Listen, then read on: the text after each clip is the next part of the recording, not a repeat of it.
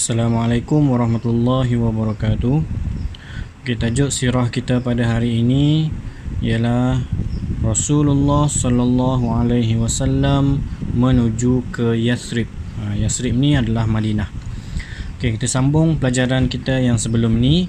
Sebelum ni Ustaz dah terangkan tentang peristiwa orang kafir menawarkan 100 ekor unta.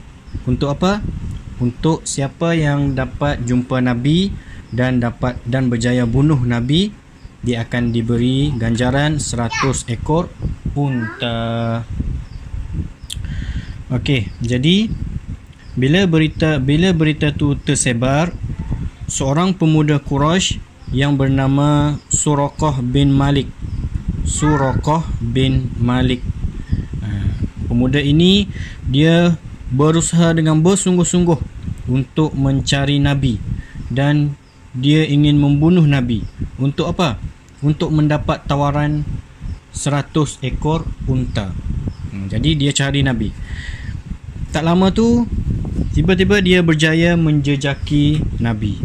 Dia jumpa Nabi sedang berjalan di pesisir Laut Merah.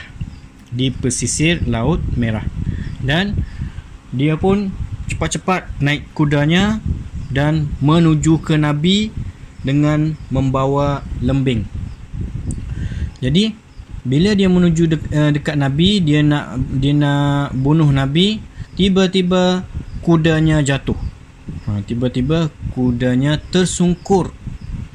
Dia pun pelik, kenapa kudanya tersungkur sedangkan selama ni tak pernah pun kudanya ni jatuh tersungkur.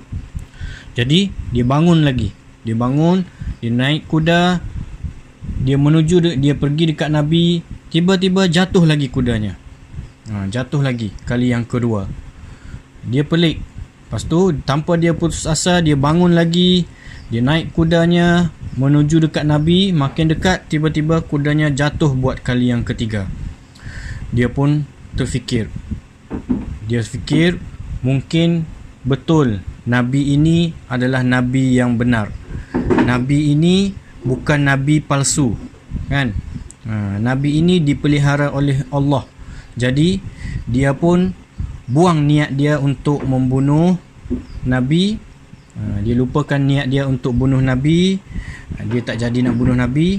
Tiba-tiba kudanya okey, berjalan menuju dekat Nabi, sampai depan Nabi, tidak lagi tersungkur, dan dia pun minta maaf dekat Nabi. Akhirnya Suraqah bin Malik meminta maaf kepada Nabi, kepada Rasulullah, dan sedar bahawa baginda adalah sebenarnya Rasulullah yang dipelihara oleh Allah Subhanahu wa taala. Jadi dia sedar bahawa perbuatannya itu adalah salah, dan akhirnya Suraqah kembali semula ke Mekah dan memberitahu kepada orang Mekah bahawa dia tidak menemui sesiapa pun di sana. Dia cakap macam tu, kan? Sebab dia takut kalau dia bagi tahu dia jumpa Nabi, takut orang lain pergi bunuh Nabi. Jadi dia tak bagi tahu, dia diam-diam je.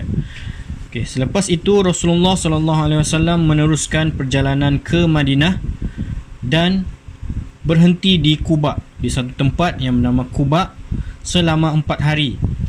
Baginda sempat membina masjid yang pertama dikenali dengan Masjid Quba.